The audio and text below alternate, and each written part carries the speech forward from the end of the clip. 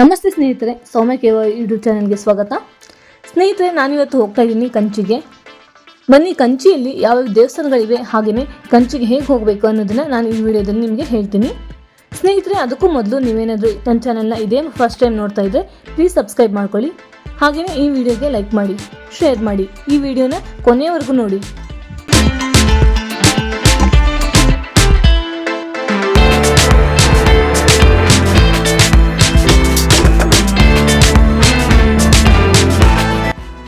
ಸ್ನೇಹಿತರೆ, ಕಂಚಿಗೆ ಹೋಗೋಕ್ಕೆ ಬೆಂಗಳೂರಿಂದ ಡೈರೆಕ್ಟ್ ಬಸ್ಗಳಿವೆ. ನಾವು ಬಸ್ಗಳ ಮೂಲಕ ಕಂಚಿಗೆ ಹೋಗಬಹುದು. ಹಾಗೆಯೇ ನೀವೇನಾದರೂ ಟ್ರೈನ್ಗೆ ಹೋಗಬೇಕು ಅಂದ್ಕೊಂಡ್ರೆ ಡೈರೆಕ್ಟ್ ಟ್ರೈನ್ ಫೆಸಿಲಿಟಿ ಇರಲ್ಲ. ಸೊ ನಾವು ಕಂಚಿಯಿಂದ 25 ಕಿಲೋಮೀಟರ್ ಇರುವ ಅರಕೋಣಂ ಅನ್ನೋ ಒಂದು ಜಂಕ್ಷನ್ಗೆ ಇಳಿದ್ಬಿಟ್ಟು ನಾವು ಅಲ್ಲಿಂದ ಕಂಚಿಗೆ ಹೋಗಬೇಕಾಗುತ್ತೆ. ಅರಕೋಣಂನಿಂದ ಕಂಚಿಗೆ ತುಂಬ ಬಸ್ಗಳು ಸಿಗ್ತವೆ. ನಾವು ಬಸ್ಗಳ ಮೂಲಕ ಹೋಗ್ಬೋದು.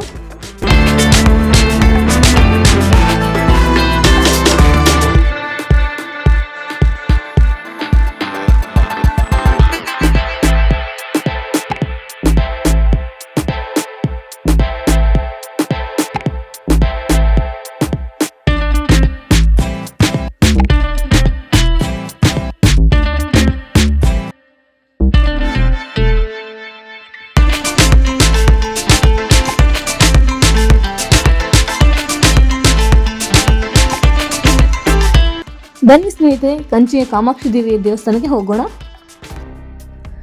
ನೋಡಿ ಸ್ನೇಹಿತರೆ, ಇದೆ ಕಂಚಿಯ ಕಾಮಾಕ್ಷಿ ದೇವಿಯ ದೇವಸ್ಥಾನ.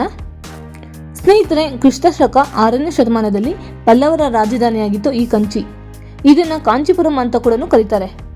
ಪಲ್ಲವರು ಆಳ್ವಿಕೆ ಮಾಡಬೇಕಾದ್ರೆ ಈ ಕಾಂಚೀಪುರಮಲ್ಲಿ ಸುಮಾರು ದೇವಸ್ಥಾನಗಳನ್ನ ಕಟ್ಟಿಸಿದ್ದಾರೆ. ಈ ಕಾಂಚೀಪುರಂಗೆ 1000 ದೇವಾಲಯಗಳು ಇರುವಂತ ಊರು ಎಂದು ಕೂಡ ಕರೆಯುತ್ತಾರೆ. ಈ ಕಂಚಿಯಲ್ಲಿ ಕಾಮಾಕ್ಷಿ ದೇವಿಯ ದೇವಾಲಯವು ತುಂಬಾ ಪ್ರಸಿದ್ಧವಾದ ದೇವಾಲಯವಾಗಿದೆ. ನೋಡೋದಕ್ಕೆ ತುಂಬಾನೇ ಚೆನ್ನಾಗಿದೆ ಈ ದೇವಾಲಯ. ಹಾಗೆಯೇ ದೇಶದ ಬೇರೆ ಬೇರೆ ಕಡೆಯಿಂದನೂ ಜನ ಈ ದೇವಸ್ಥಾನ ನೋಡೋದಕ್ಕೆ ಬರ್ತಾನೆ ಇರ್ತಾರೆ. ಸ್ನೇಹಿತರೆ, ಈ ಪ್ರಸಿದ್ಧ ದೇವಾಲಯದ ಗೋಪುರವನ್ನ ನಮ್ಮ ಕರ್ನಾಟಕದ ವಿಜಯನಗರ ಸಾಮ್ರಾಜ್ಯದ ಅಧಿಪತಿಯಾದ ಶ್ರೀಕೃಷ್ಣ ದೇವರಾಯರು ಕಟ್ಟಿಸಿದ್ದಾರಂತೆ. ಇದೇ ತರ ಗೋಪುರಗಳು ದೇವಸ್ಥಾನ ಒಳಗಡೆ ಇನ್ನೂ 3 ಇದಾವೆ. ಒಟ್ಟು 4 ಗೋಪುರಗಳನ್ನು ನಾವು ನೋಡ್ಬೋದು ಈ ದೇವಸ್ಥಾನ ಒಳಗಡೆ. ಬನ್ನಿ ಸ್ನೇಹಿತರೆ, ಒಳಗಡೆ ದೇವಸ್ಥಾನ ಹೇಗಿದೆ ಅಂತ ನಿಮ್ಗೆ ತೋರಿಸ್ಕೊಂಬರ್ತೀನಿ.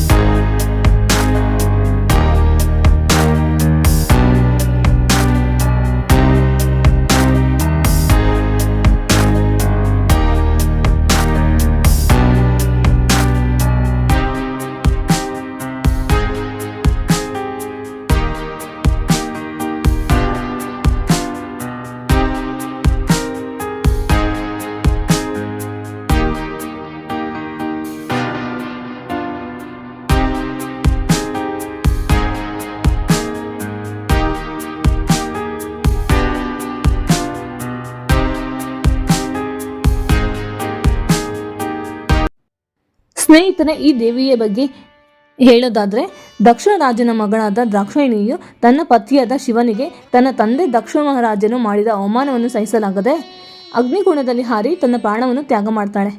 ದ್ರಾಕ್ಷಾಯಿಣಿಯ ಸಾವಿನಿಂದ ಮನನೊಂದು ಪರಶಿವನು ಆಕೆಯ ದೇಹವನ್ನು ತನ್ನ ಕೈಯಲ್ಲಿ ಎತ್ತಿಕೊಂಡು ಪ್ರಳಯ ತಾಂಡವವನ್ನು ಆಡ್ತಾನೆ. ಆಗ ಈ ಪ್ರಳಯ ತಾಂಡವದಿಂದ ಸೃಷ್ಟಿಯ ವಿನಾಶವಾಗಬಹುದು ಅಂತ ವಿಷ್ಣುವು ತನ್ನ ಸುದರ್ಶನ ಚಕ್ರದಿಂದ ದ್ರಾಕ್ಷಾಯಿಣಿಯ ದೇಹವನ್ನು ತುಂಡಾಗಿ ಕತ್ತರಿಸುತ್ತಾನೆ.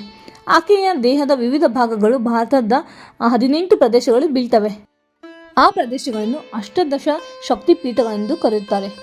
ಕಾಂಚೀಪುರಂನ ಕಾಮಾಕ್ಷಿ ದೇವಿಯ ದೇವಸ್ಥಾನವು ಕೂಡ ಈ ಶಕ್ತಿ ಪೀಠಗಳಲ್ಲಿ ಒಂದಾಗಿದೆ. ಈ ದೇವಾಲಯದಲ್ಲಿ ದ್ರಾಕ್ಷಾಯಿಣಿಯ ನಾಭಿಯ ಭಾಗ ಬಿದ್ದಿದೆ ಎಂದು ಹೇಳಲಾಗಿದೆ. ಈ ದೇವಾಲಯದ ಗರ್ಭಗುಡಿಯನ್ನು ಗಾಯತ್ರಿ ಮಂಟಪ ಎಂದು ಕೂಡ ಕರೆಯುತ್ತಾರೆ. ನೋಡಿ, ಇಲ್ಲಿ ಶಿವನ ಶಿವಲಿಂಗವನ್ನು ಕೂಡ ಪ್ರತಿಷ್ಠಾಪನೆ ಮಾಡಿದ್ದಾರೆ. ನೋಡಿ, ಇಲ್ಲೆಲ್ಲ ನೀವು ನೋಡ್ಬೋದು ದೇವಿಯ ದರ್ಶನಕ್ಕೆ ಕ್ಯೂನಲ್ಲಿ ಹೋಗ್ತಾ ಇರೋದನ್ನ. ದೇವಸ್ಥಾನ ತುಂಬಾನೇ ಚೆನ್ನಾಗಿದೆ. ಈ ದೇವಸ್ಥಾನವನ್ನು 5 ಎಕರೆ ಜಮೀನಿನಲ್ಲಿ ಕಟ್ಟಿಸಿದಾರಂತೆ. ಈ ದೇವಸ್ಥಾನ ವಾಸ್ತು ಶಿಲ್ಪಗಳನ್ನು ನೋಡಿ ಹೇಗಿದೆ ಅಂತ. ಸ್ನೇಹಿತರೆ, ಈ ದೇವಸ್ಥಾನದಲ್ಲಿ 4 ಗೋಪುರಗಳು ಇದ್ದಾವೆ ಅಂತ ಹೇಳಿದ್ನಲ್ಲ, ಅದರಲ್ಲಿ 2ನೇ ಗೋಪುರ ಇದು. 4 ಗೋಪುರಗಳಲ್ಲಿ ಕೂಡ ದ್ವಾರ ಬಾಗಿಲುಗಳನ್ನ ಮಾಡಿದ್ದಾರೆ. 4 ದ್ವಾರ ಬಾಗಿಲುಗಳಿಂದ ನಾವು ದೇವಸ್ಥಾನ ಒಳಗಡೆ ಬರ್ಬೋದು. ಇದರ ಪಕ್ಕದಲ್ಲೇನೆ ಕಲ್ಯಾಣಿ ಸಹ ಇದೆ ನೋಡಿ. ಇದು ಎಷ್ಟು ಚೆನ್ನಾಗಿದೆ ಕಲ್ಯಾಣಿ ನೋಡೋದಕ್ಕೆ.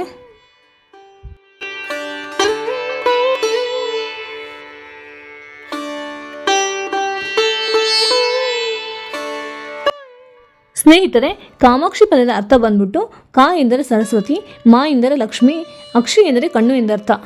ಆದ್ದರಿಂದಲೇ ಕಾಮಾಕ್ಷಿ ದೇವಿಯು ಸರಸ್ವತಿ ದೇವಿ ಹಾಗೂ ಮಹಾಲಕ್ಷ್ಮಿಯನ್ನು ತನ್ನ ಕಣ್ಣುಗಳಾಗಿ ಹೊಂದಿದ್ದಾಳೆ ಎಂದು ಹೇಳಲಾಗುತ್ತದೆ. ಆದಿಪರಾಶಕ್ತಿ ಲಲಿತಾ ತ್ರಿಪುರ ಸುಂದರಿಯ ಮತ್ತೊಂದು ರೂಪವೇ ಈ ಕಂಚಿ ಕಾಮಾಕ್ಷಿ ತಾಯಿ.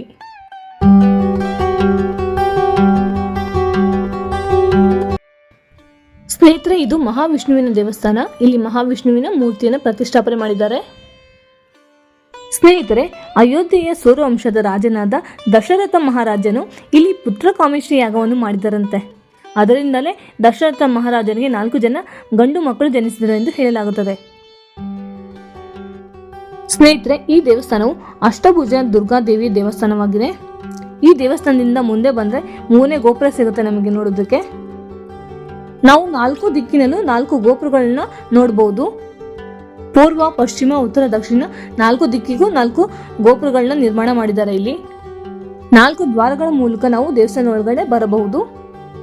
ಮೇನ್ ಗೇಟ್ ಬಂದ್ಬಿಟ್ಟು ನಮಗೆ ಪೂರ್ವದ ಗೋಪುರ ದ್ವಾರ ಬಾಗಿಲು, ಅದರಿಂದಾನೇ ಎಲ್ಲರೂ ಒಳಗಡೆ ಬರ್ತಾರೆ. ನೋಡಿ ಸ್ನೇಹಿತರೆ, ತುಂಬಾ ಚೆನ್ನಾಗಿದೆ ದೇವಸ್ಥಾನ. ಎಷ್ಟು ದೊಡ್ಡದಾಗಿದೆ ದೇವಸ್ಥಾನದ ಕಾರಿಡಾರ್ ನೋಡಿ ಎಷ್ಟು ಚೆನ್ನಾಗಿದೆ ಅಂತ. ನೋಡಿದ್ರಲ್ವಾ ಸ್ನೇಹಿತರೆ, ಕಂಚಿ ಕಾಮಾಕ್ಷಿ ದೇವಿ ದೇವಸ್ಥಾನವನ್ನ. ಈ ವಿಡಿಯೋ ನಿಮ್ಗೆ ಇಷ್ಟವಾಗಿದೆ ಅನ್ಕೋತೀನಿ. ಈ ವಿಡಿಯೋ ನಿಮ್ಗೆ ಇಷ್ಟವಾಗಿದೆ ಲೈಕ್ ಮಾಡಿ, ಹಾಗೆ ಸಬ್ಸ್ಕ್ರೈಬ್ ಮಾಡಿ. ನಿಮ್ಮ ಎಲ್ಲ ಫ್ರೆಂಡ್ಸ್ ಫ್ಯಾಮಿಲಿಗೂ ನನ್ನ ವಿಡಿಯೋನ ಶೇರ್ ಮಾಡಿ.